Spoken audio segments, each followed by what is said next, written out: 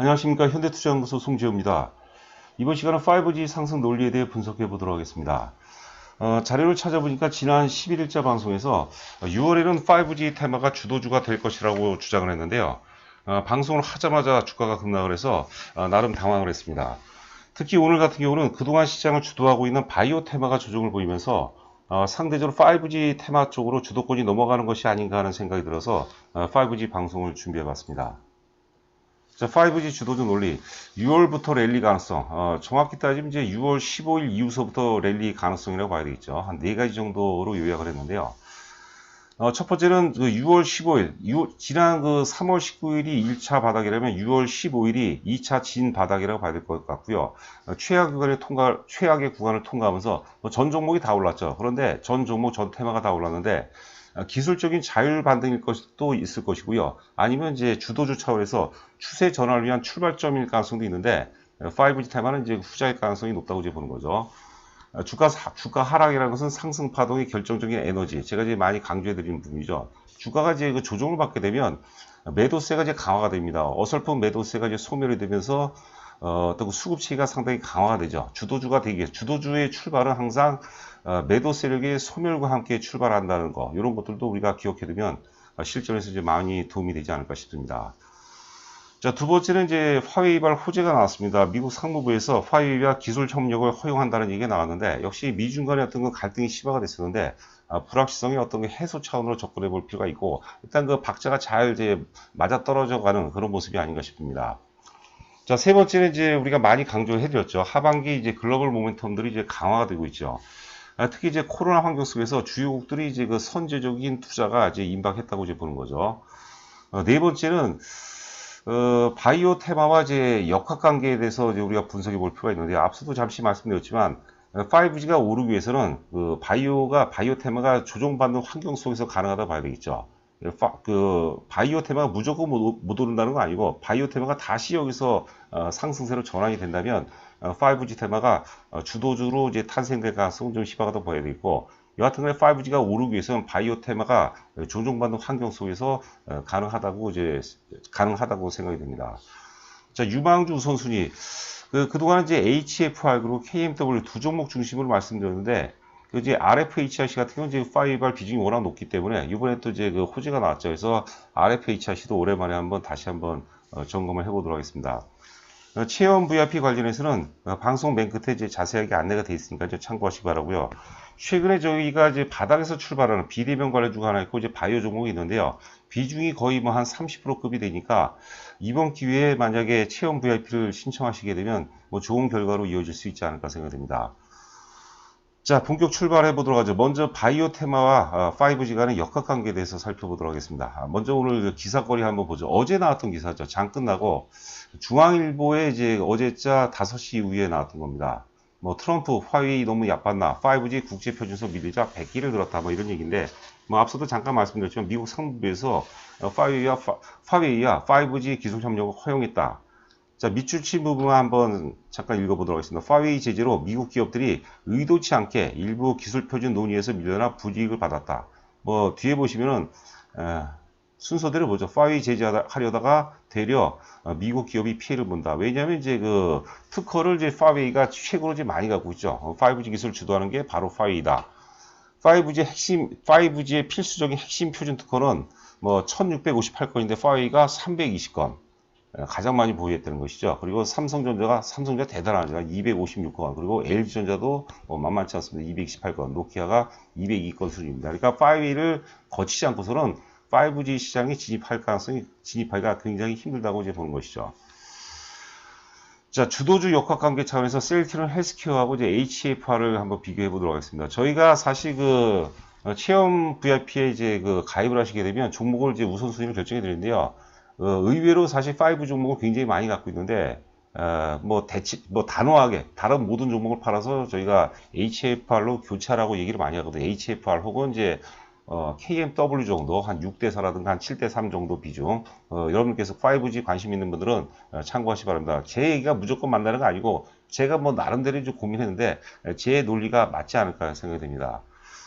자, 최근에 이제 바이오, 삼성 바이오로시스라든가 셀트리온 헬스케어가 이유가 없어서 이제 많이 과열권이고, 셀트리온 헬스케어는 저희가 6만원대 주력주 편입해서 지난주 목요일날 전량 매도를 했습니다. 그리고 삼성 바이오로직스도 저희가 100만원 이상을 보는데 일단 그 일부 매도를 했습니다. 이번에. 참고하시 바라고. 그리고 이제 조정 가능성이 높다고 보는데 그 조정받는 환경 속에서 가장 강렬하게 이제 부각된 게 이제 5G죠.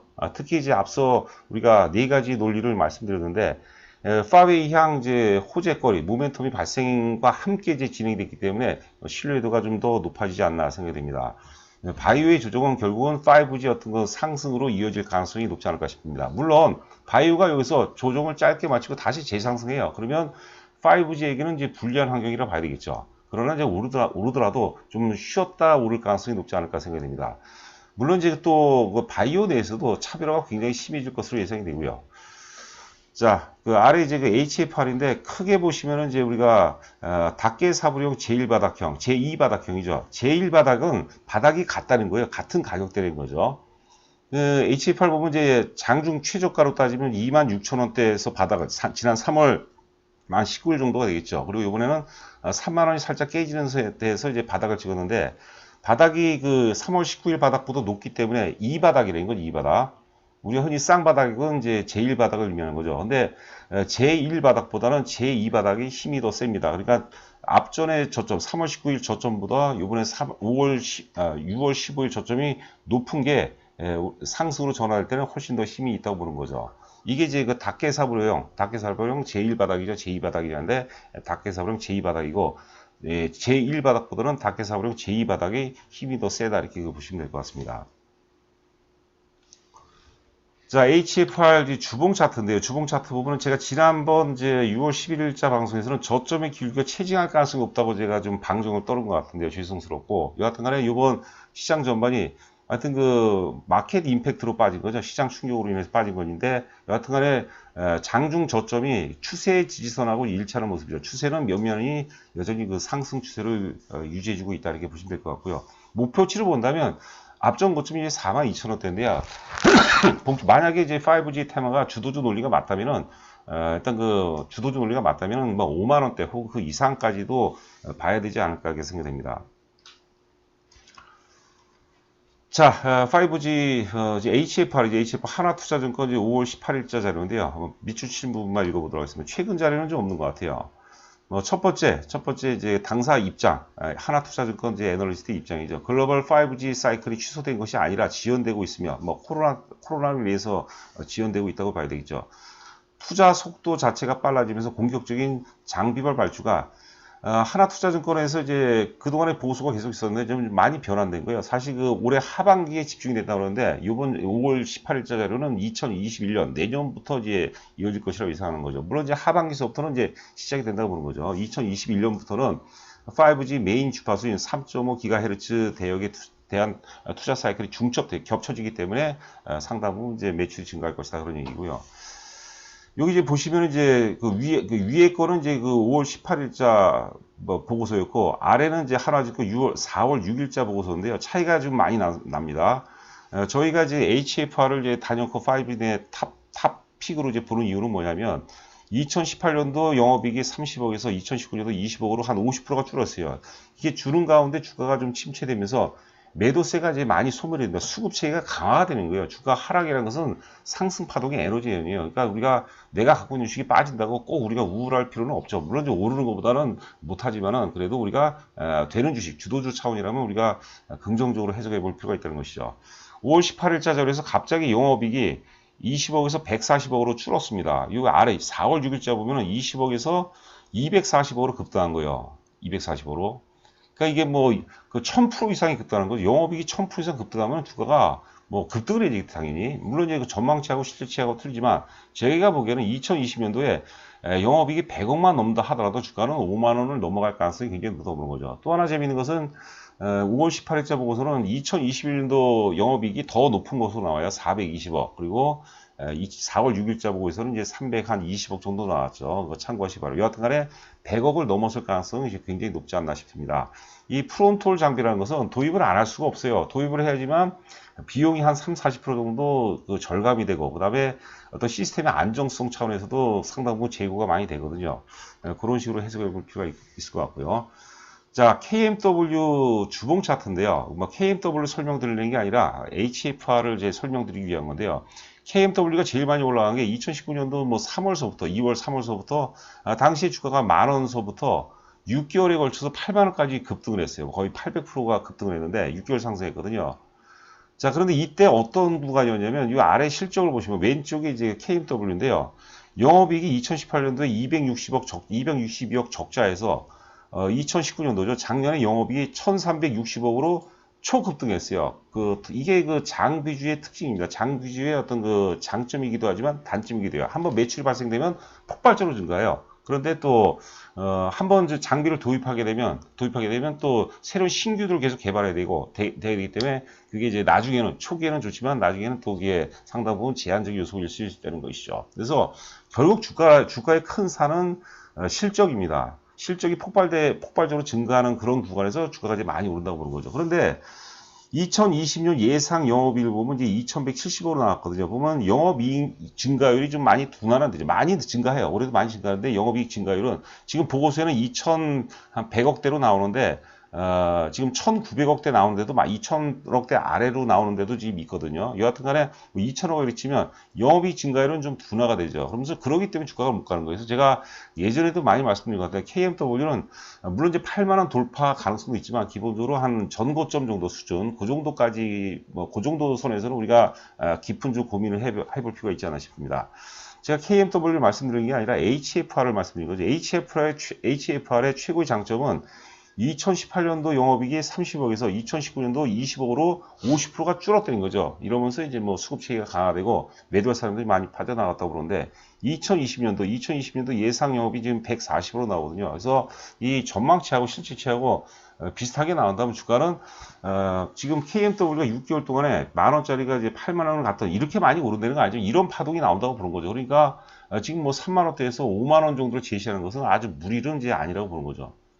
이게 모든 여러분들 그 데이터를 다 총합해서 저는 그 데이터가 무지하게 많습니다. 뭐 수천 개가 이상이 있거든요. 보면은 실적과 주가의 상관관계는 거의 대부분 일치한다고 보시면 될 것 같아요.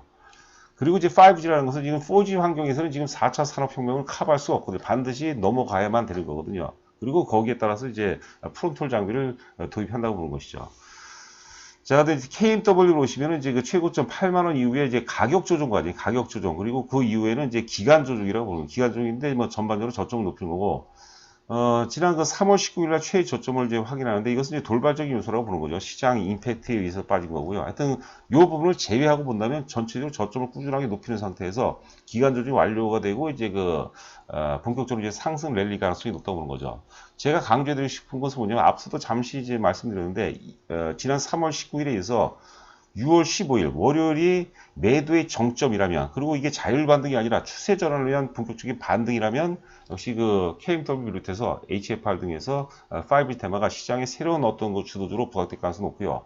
지금 지수는 상당히 부담이 돼요. 지금 나스닥 지수가 이제 10,000포인트 정도가 이제 저항선이고 다우지수는 한 27,000 전 고점 정도가 지금 환경에서는 강하게 돌파할 가능성이 좀 낮다고 보거든요. 그러면 5G 테마 같은 경우는 전체적으로 봤을 때 시가총액 비중이 작아요. KMW가 그나마 좀 제일 크죠, 볼륨이. 그래서 얘네들이 좀 많이 올라도 지수에 미치는 영향이 작기 때문에 뭐 여러 가지로 조합해서 봤을 때는 하여튼 이번에 5G 테마가 하여튼 크게 한번 부각될 가능성이 높지 않을까 싶습니다. 제가 더 확신을 갖는 것은 앞서도 제가 지난 6월 11일자에 6월 이후서부터 하반기 이후서부터는 이제 5G가 주도주가 될 것이다 라고 이제 방송을 하자마자 주가가 급락을 해서 저도 굉장히 좀 당황스러웠는데 제 논리가 맞다면 제 논리가 맞다면 여러분께서도 우리가 잘 좀 고민해 볼 필요가 있지 않나 싶습니다. 자, KMW. 요거는 이제 하나 투자증권이라는데, 하나 투자증권에서 보면은 너무 좀 펌프질을, 죄송합니다. 또 속어를 써서. 이게 약간 좀 과장한 게 좀 많이 좀 있는 것 같아요. 자, 6월 15일자 보고서인데요. 여하튼 간에 6, 7월 매출 흐름이 지역별 네트워크 카펙스, 뭐 투자죠. 설비 투자 전망을 감안할 때 빠르면 3분기, 늦어도 4분기엔 사상 최대 실적 달성이 예상이 되고, 근데 앞서도 이제 봤지만 사실 작년 2019년도고 비교하면 증가율 자체는 크진 않습니다. 제일 강렬한 테마는 대폭 적자에서 흑자 전환될 때 이때가 가장 많이 올라가죠. 시기의 문제이지 올해 내 매출 발생은 유력해 보이고 그 다음에 향후 1년간은 높은 이익 성장이 기대가 된다. 내년 상반기까지 본다면 그 주가가 1년에 걸쳐서 이렇게 실적이 증가하는데 주가가 오르는 구간은 그 6개월 정도예요, 6개월 정도. 그래서 보통 3년 이상 영업 증가, 3년 이상 영업 증가율이 그 폭발적으로 증가할 때 주가가 말 그대로 이제 슈퍼 사이클, 1000% 이상 올라가는 사이클이 전개가 되는 겁니다. 뭐 코로나 사태로 인한 언택트 문화 확산 그리고 트래픽 폭증으로 전 세계 주요 국가에서 하여튼 그 5G 투자를 좀 선제적으로 할 가능성이 높다고 보는 거죠. 6, 7월 단기 매출 전망을 토대로 보면 하반기 실적 전망은 낙관적이다. 하반기에 모멘텀들이 이제 많이 몰려있다는 얘기죠. 뭐 국내하고 이제 일본, 중국은 일본 같은 경우가 사실 좀 많이 서둘렀었는데 지금 이제 올림픽이 좀 연기가 됐죠. 6월 이후 매출 증가 추세가 유지될 것으로 보이고 미국이나 인도 같은 경우도 이제 아무리 늦어도 연내는 이제 그 매출 발생이 이제 가능해 보인다.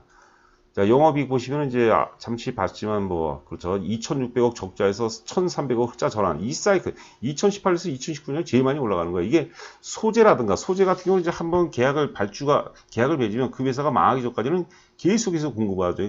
그렇기 때문에 이익의 질이 굉장히 뛰어난데 장비는 한번 팔아먹으면 끝이에요. 물론 뭐 유지 보수 비중이 높은 기업들, 이노와이어스 같은 경우는 유지 보수 비율이 높죠.